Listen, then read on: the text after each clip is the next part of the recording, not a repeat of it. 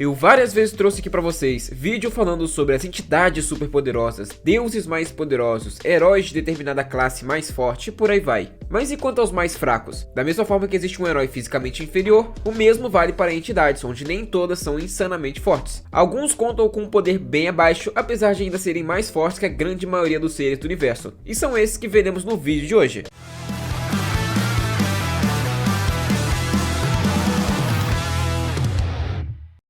O Intermediário não é necessariamente uma entidade fraca, mas convenhamos que ele está longe de figurar entre os mais poderosos. Ele foi criado por outras duas entidades com um nível bem mais acima, no caso a Ordem e o Caos. A primeira vez que ele chamou a atenção foi quando sequestrou Adam Warlock para transformá-lo forçadamente no Avatar da Vida, na expectativa de equilibrar a destruição causada pelo Thanos. Isso porque o Thanos é o Avatar da Morte, mas a experiência fracassou e isso quase levou Adam à loucura. Mais tarde ele foi detido pelo Doutor Estranho enquanto reunia energia para restaurar o equilíbrio, criando a insanidade universal. Mais tarde, o Intermediário exerceu seu mandato ao tentar destruir Galactus, e até mesmo alegou que seria o oposto do Devorador de Mundos, mas foi derrotado novamente. Nessa vez, ele tomou o controle sobre a Joia da Alma, mas foi aprisionado pelo Caos e pela Ordem em uma esfera inquebrável até mesmo para ele com a joia. O personagem eventualmente foi encontrado pelo Thanos e, unindo seus poderes, destruíram a esfera que ele estava contido. Mas o Intermediário conseguiu ser enganado pelo Thanos e teve a joia roubada, onde logo em seguida foi encontrado pelos seus criadores. O histórico do personagem é tão ruim que certa vez ele foi reduzido a um estado mortal adolescente amnésico e foi mantido em cativeiro na Área 51, até ser resgatado pela América Chaves da Brigada Adolescente. Ainda assim, eu não diria que ele é uma das entidades mais fracas aqui do vídeo, mas merece estar aqui com certeza. Ele é forte bastante para dar trabalho a deuses e entidades menores, mas contra pesos pesados ele está longe de conseguir ser um rival à altura. Curiosamente, ele, na teoria, tem uma escala hierárquica acima dos celestiais e é importante o suficiente para chamar a morte casualmente e fazê-la fazer o seu trabalho. Ele afirmou que ela não tem livre-arbítrio sobre o assunto, pois ele representa a morte e a vida ao mesmo tempo, logo pode comandá-la. Mas vale lembrar que isso foi na hierarquia anterior da Marvel, onde no oitavo e atual Cosmos foi revelado que era uma hierarquia defasada e precisava de mudanças. Então pode ser que atualmente o Intermediário nem mesmo tenha essa liberdade toda com a morte, podendo invocá-la para usá-la como uma espécie de arma superpoderosa. Como a Marvel tá caminhando aos pouquinhos para o nono Cosmos, vamos ver como esses dois vão interagir mais pra frente, se é que vão voltar a interagir um com o outro. Mas avançando, os Anciões do Universo são um grupo inteiro de personagens que juntos podem fazer um estrago,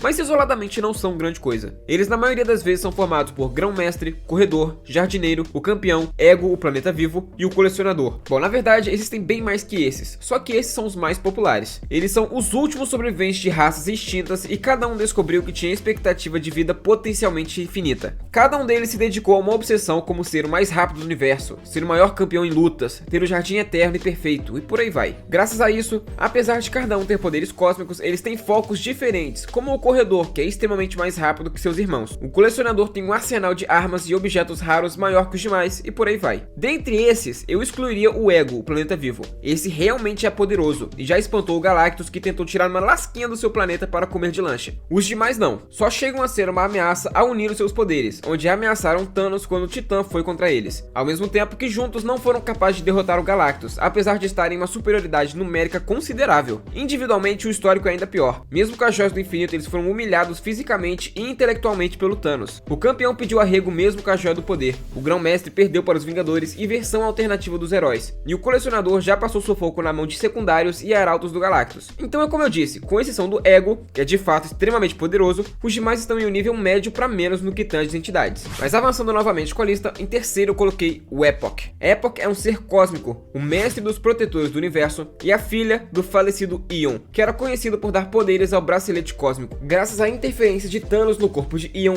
Epoch precisou da ajuda de Quasar para eclodir do seu ovo, nascendo menor que um humano, e contou com a ajuda de heróis para se manter vivo. Após a morte de Greg Willis, o herói da Terra conhecido como Gravidade, Epoch pegou seu corpo e o envolveu em uma crisálida, isso na esperança de que em Eras ele emergisse como o próximo protetor do universo. Esse processo foi interrompido pelo Pantera Negra e pelo Quarteto Fantástico, entrando em conflito com o Surfista Prateado nas proximidades. Galactus tinha planos de consumir Epoch, onde Gravidade e o Quarteto Fantástico foram forçados a lutar contra seus arautos. Quando Gravidade alimentou Galactus com seu poder de protetor cósmico, Epoch foi salva, mas Willis recusou sua oferta de devolvê-la à sua crisálida. Então ela deixou os humanos em gratidão por terem a protegido e presumivelmente foi procurar outro candidato a protetor, já que ela simplesmente foi embora e não avisou pra onde iria. No geral, é literalmente o que temos da personagem. Eu pelo menos não encontrei mais nada, nem citações ou feitos, apenas breves aparições onde a personagem não fazia nada. Ela entra aqui na lista por ser uma entidade muito muito jovem, por isso não chega nem perto dos poderes do seu pai, que é uma entidade ainda em amadurecimento. Pra ser sincero, eu não consigo me lembrar de uma entidade que seja tão jovem quanto Epoch, nascendo dezenas de milhares de anos depois dos demais seres cósmicos. Mas apesar disso ser compreensível, não muda o fato de ser uma entidade mais fraca que todas as demais, e por isso ela entra no vídeo de hoje. Mas uma entidade que já foi extremamente poderosa e que precisa estar aqui também é a Força Goblin. Essa que nasceu no início da realidade durante o Big Bang e na teoria seria uma das entidades mais insanas do cosmos. Isso porque ela seria uma contraparte da Fênix, uma rival cósmica em importância, hierarquia e poder. Assim como a Força Fênix, ela tinha poder ilimitado, mas ao contrário da Fênix, ela tirava poder de sua fome, que não podia ser saciada de forma alguma. Sua fome a levou a consumir galáxias inteiras, e ela chegou a ter um encontro com um dos muitos avatares da Fênix, consumindo a entidade. Até mesmo Galactus, o devorador de mundos, caiu sob o poder da Força Goblin, e só quando a quinta horda de celestiais se opôs a ela que a entidade foi derrotada. Muitos anos depois, a Força Goblin aproveitou oportunidades para se ligar à força vital de Madelyne Pryor, tornando a personagem seu canal para o mundo novamente. As duas renasceram como a Rainha Goblin através da corrupção de Madelyne, travando uma guerra contra os X-Men. Eventualmente, a Força Goblin foi novamente contida por Scott Summers, filho de Madelyne Pryor e Alex Summers, que se dizia ter potencial de poder de nível celestial, mais ou menos igual ao Franklin Richards tem. A Força Goblin eventualmente retornou após possuir o corpo em coma do Beyonder, adicionando seu poder ao dela, e travou outra guerra contra os heróis da Terra, unindo forças com o Drácula. Ela foi derrotada e voltou mais uma ou duas vezes, mas acabou caindo no ostracismo e nunca mais voltou a ser relevante nas HQs. Mas se ela lidou com tantas entidades poderosas, por que ela está aqui no vídeo? Simples, ela não tem mais força para acumular tanto poder. Como eu comentei, ela tira força do que ela consome, e tem eras que ela está enfraquecida após a sua derrota. Hoje, ela depende muito mais dos corpos que ela possui, como Beyonder e Madelyne Pryor, mas não é sempre que aparecem seres tão poderosos para possuir, né? Tanto é que junto a Madelyne, ela não foi capaz de se libertar por completo e voltou ao estado que estava antes. Caso ela consiga de alguma forma se libertar e consumir galáxias inteiras, pode ser que ela volte a ser uma entidade poderosa, mas primeiro algum roteirista precisa lembrar que ela existe e fazer dela uma ameaça novamente. E já que estamos falando sobre devorar galáxias, planetas e realidades, em quinto eu coloquei a representação abstrata da própria fome. Ela que era um parasita de escala universal que vivia fora do universo conhecido, dentro do grande vórtice cósmico, alimentando-se de realidades inteiras. Quando a Manopla do Infinito foi montada pela primeira vez, chamou a atenção da fome para a Terra 616,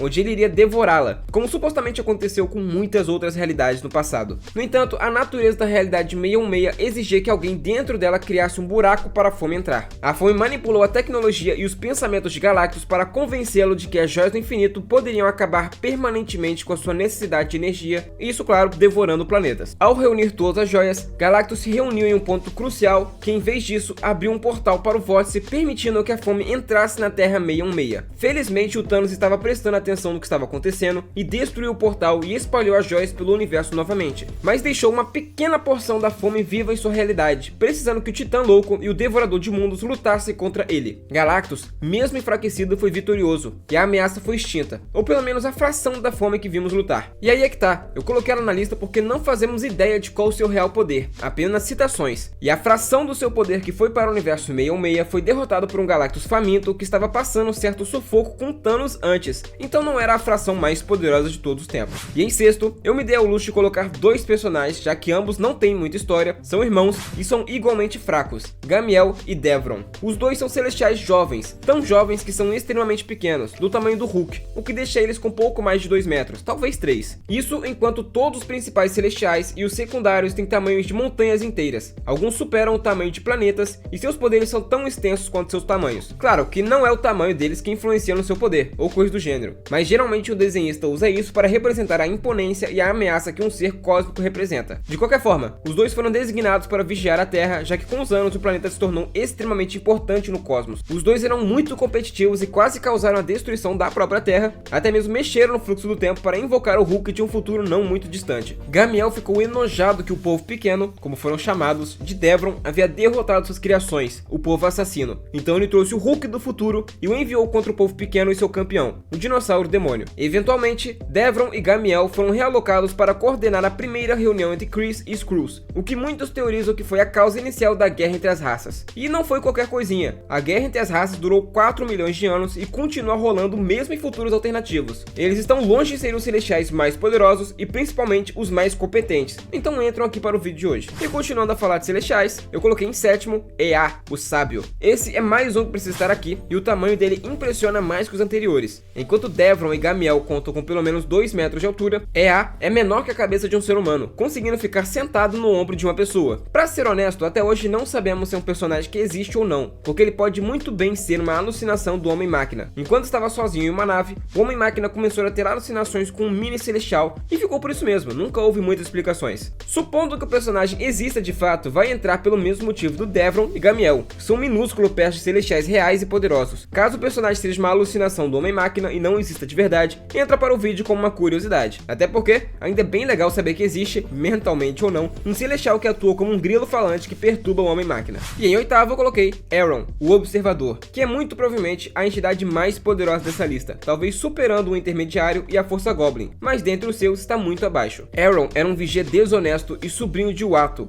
um vigia que fica na lua e aparece com frequência para os heróis, principalmente para o Quarteto Fantástico. Ao contrário de outros vigias, ele se importava muito pouco com o juramento dos vigias de nunca interferir, apesar da tentativa do Uatu de orientá-lo, o que chega a ser no mínimo cômico, levando em consideração que o Uatu interfere o tempo todo. Isso já virou piada dentro da raça dos vigias. Acontece que Aaron ia até mesmo além das interferências do seu tio, porque ele era um vigia muito jovem e inconsequente. Os vigias mais velhos permitiam que o Uatu fosse o mentor de Aaron enquanto observava a Terra, justamente por conta do histórico do personagem. Eles achavam que o Uatu, por ser mais flexível com a lei da raça, poderia ser um professor melhor que os demais, mas não deu muito certo. Aaron tentou interferir com o Quarteto Fantástico enquanto eles estavam auxiliando a raça de inumanos que vivia na Lua, mas foi impedido pelo Uatu. Mais tarde, enquanto a equipe lutava contra os vilões cotidianos, aproveitou a oportunidade para coletar amostras de células do Quarteto Fantástico inconsciente para fazer clones deles. Depois, o substituiu pelos clones, deixando os originais em animação suspensa, permitindo que os clones revivessem as primeiras aventuras da equipe real. Mas isso não importa muito. O motivo dele estar aqui na lista, assim como outras entidades que eu mencionei, é a sua juventude. Ele é poderoso, mas extremamente inconsequente e de certa forma ingênuo, o que permitiu que o Dr. Destino roubasse seus poderes. Isso não só o deixou totalmente imponente, como trouxe à tona uma das maiores ameaças aos heróis e uma das versões mais poderosas do Destino. E na tentativa de recuperar o seu poder, Aaron se disfarçou de Uatu para manipular o Quarteto Fantástico e derrotar o Dr. Destino, forçando o vilão a abrir mão do seu poder. E assim que os vigias mais velhos souberam da desobediência de Aaron ao código de não intervenção, eles o levaram ao planeta natal dos vigias para ser julgado, mas ele conseguiu escapar. Quanto aos seus poderes, conta com uma habilidade padrão dos vigias, como a geração e manipulação de grandes quantidades de energia cósmica, consciência cósmica, mudança de forma e por aí vai. Por ser mais jovem, muito provavelmente ele está abaixo dos demais vigias, mas eu coloquei ele aqui na lista por ser mais burro que os demais mesmo, o que o permite ser derrotado quando faz besteira. Mas esse é o personagem que finaliza o vídeo de hoje. Se gostou, deixa o like aí embaixo e comenta qual dessas entidades se considera a mais fraca de toda a Marvel. Manda o vídeo para aquele seu amigo que não entende nada de quadrinhos e ajuda o canal a continuar crescendo. Valeu e até a próxima!